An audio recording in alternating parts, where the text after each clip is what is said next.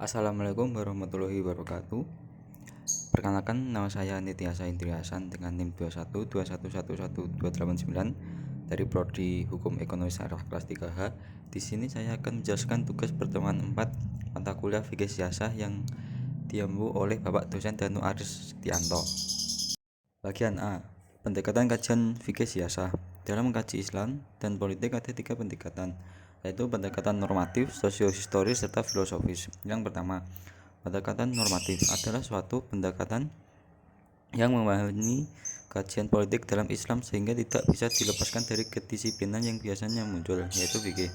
Yang kedua, pendekatan sosiohistoris yang dapat menggabungkan 2 pendekatan sekaligus, yaitu sosiologis dan sebagai cara pandang. Oleh sebab itu, dalam kerangka sosiohistoris dalam mengkaji politik Islam dapat menjelaskan dengan melihat elemen-elemen Islam dari berbagai aspek sosial atau berupa interaksi, struktur, simbol, institusi, dan kesejarahan berupa peristiwa yang memperlihatkan unsur-unsur baik tempat, waktu, objek, latar belakang, dan pelaku. Yang ketiga, pendekatan filosofis yang dimaksudkan untuk melihat kandungan nilai atau substansi dalam setiap bidang formasi politik Islam. Suatu pendekatan yang digunakan ketika mengkaji politik Islam adalah fikih. Pendekatan fikih baru digunakan setelah pendekatan teologi yang membahas tema politik. Berbicara pendekatan fikih, bahwasanya pendekatan fikih juga meniscayakan politik sebagai sesuatu yang ilahi. Artinya, sebuah politik dijadikan sebagai perintah Tuhan. Hal ini yang menjadi patokan dalam gagasan politik Islam yang sangat eksklusif. Bagian B. Perkembangan kajian fikih siasah. Perkembangan kajian fikih siasah dalam sejarah umat Islam dibagi ke dalam 3 kelompok, yaitu yang pertama, periode klasik. Perkembangan fikih siasah pada periode ini baru dimulai pada masa Daulah Bani Abbasiyah oleh Ibnu Abi Rabi' dalam kitabnya Suluk Al-Malik fi Tadbir Al-Mamalik atau pedoman bagi raja dalam menjalankan pemerintahan yang dibuat untuk Khalifah Al-Mu'tasim. Ibnu Abi Rabi' mendukung sistem monarki dan memuji Mu'tasim sebagai khalifah yang adil dan bijaksana. Menurutnya, monarki di bawah pimpinan seorang raja sebagai penguasa tunggal adalah bentuk pemerintahan yang terbaik. Karena dengan banyaknya kepala, politik akan kacau dan sukar membina persatuan.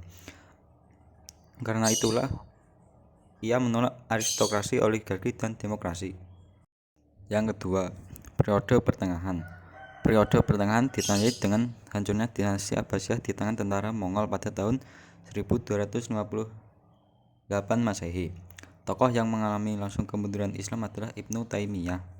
Pemikiran politiknya tergambar dalam kitabnya seperti Al-Siyasah, Al-Syariah fi Islah Al-Ra'i wa Al-Ra'yati, Majmu' Al-Fatawa, dan Minhaj Al-Sunnah, yang mempunyai pemikiran politik yang berbeda dengan pemikir Sunni lainnya, di mana ia tidak memandang imamah sebagai kewajiban syar'i, tetapi hanya sebagai kebutuhan praktis saja.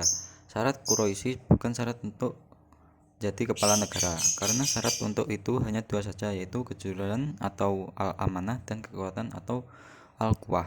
Ibnu Taimiyah membolehkan adanya 2 pemerintahan dalam satu masa dan menolak syarat suku Quraisy sebagai kepala negara. Yang ketiga, periode kontemporer. Periode kontemporer ditandai dengan penjajahan bangsa barat kepada umat Islam dan mereka mengembangkan politik dan pengaruh kebudayaan mereka yang sekuler. Pemikir Muslim dalam hal ini ada mengikuti dan mengadopsi cara dan budaya mereka, ada yang anti terhadap budaya dan paham sekulerisme, dan ada yang mengambil yang sesuai dengan nilai ajaran Islam dan membuang yang tidak cocok dengan nilai-nilai Islam. Terima kasih, itu yang bisa saya sampaikan. Sekian. Wassalamualaikum warahmatullahi wabarakatuh.